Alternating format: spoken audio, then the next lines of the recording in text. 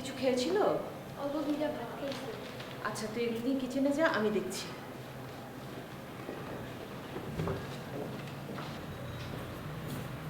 কি ব্যাপার, রাহাত সাহেবের মন খারাপ নাকি?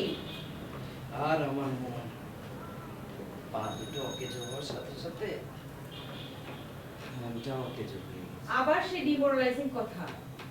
তুমি উঠে বসো, আমি ফ্রেশ হয়ে নিই, একসাথে চা খাবো। কি ব্যাপার, চা খাওনি কেন? তুমি খুব ভালো করে জানো আমি একা বাইরে চা খেতে পারি না। বাইরে চা খেতে গেলে আমার তোমার কথা মনে পড়ে। ওঠো তুমি, আমি দেখছি।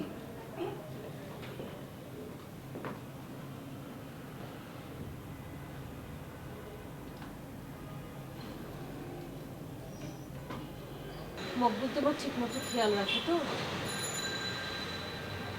রাখে, ও তো ছোট মানুষ, তারপরও আমার কমফোর্টটা ও নিশ্চিত করে। আমি তোমার ঠিক মতো খেয়াল রাখতে পারছি না।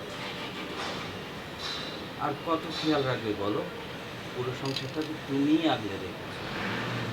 আমি তো বসে বসে খাওয়া ছাড়া আর কি করি বলো?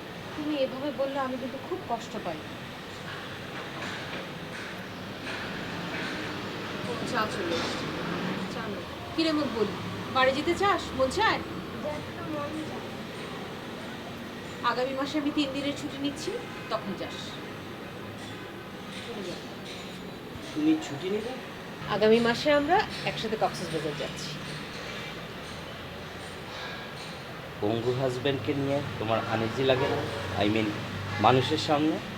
আমার হাজবেন্ড কি চোর না ঘুষখোর যে আমার আনিজি লাগবে? আর কত করুণা করবে বলো, তোমারও তো একটা জীবন আছে। এর মানে কি? আমার একটা অ্যাক্সিডেন্ট হলে তুমি কি আমাকে ছেড়ে চলে যেতে? আমাদের বিয়ের পর তুমি চাকরি করতে, আমি সংসার চালাতাম। আমার তো কখনো মনে হয়নি তুমি আমাকে করুণা করছো। আর এটাও আমাদের ভুলে গেলে চলবে না, তোমার পা হারানোর বিনিময়ে সেদিন আমার জীবন রক্ষা হয়েছিল। বাসটা তো আমাকেই চাপা দিতে যাচ্ছিল। এখনো সেদিনের কথা মাঝে মাঝে মনে পড়ে। আমার পা দুটো গেছে, কোনো কষ্ট নেই। সেদিন যদি তোমার কিছু হয়ে যেত, আমি মরেই যেতাম। আর যদি কখনো বলো তুমি আমার করুণায় বেঁচে আছো, আমার যেদিকে দু চোখ যায় আমি চলে যাব। তুমি আমার করুণায় না, আমি তোমার ভালোবাসার করুণায় বেঁচে আছি।